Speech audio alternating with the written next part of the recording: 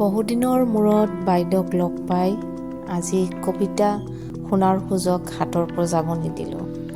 বাইদেউক অনুৰোধ কৰি এটা কবিতা শুনি। তুমি আহিলে আগতীয়াকৈ জনাবা। তুমি আহিলে আগতীয়াকৈ জনাবা। বাছ আস্থানত বৰ দিন দীঘলীয়াকৈ কৰিব নালাগে যেন অপেক্ষা। হাস্যকৰ বিষয়ে অপেক্ষা। কত বছৰৰ ফাগুনে ধূলিময় কৰা পুৰণি দাপোনত নিজকে অচিনাকি যেন লাগে। দীঘলীয়া অপেক্ষাৰ অন্তত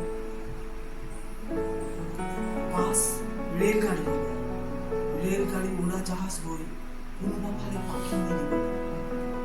সময়ৰ আগতেও নাহিবা, দুখবোৰ মচিবলৈ সময় লাগিব।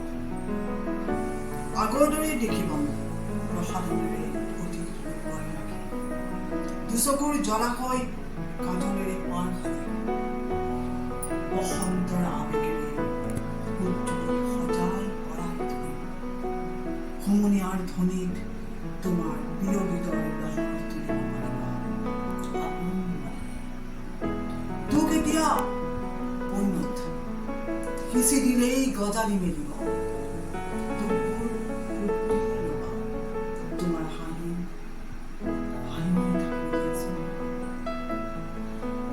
সময়মতে আহিবা।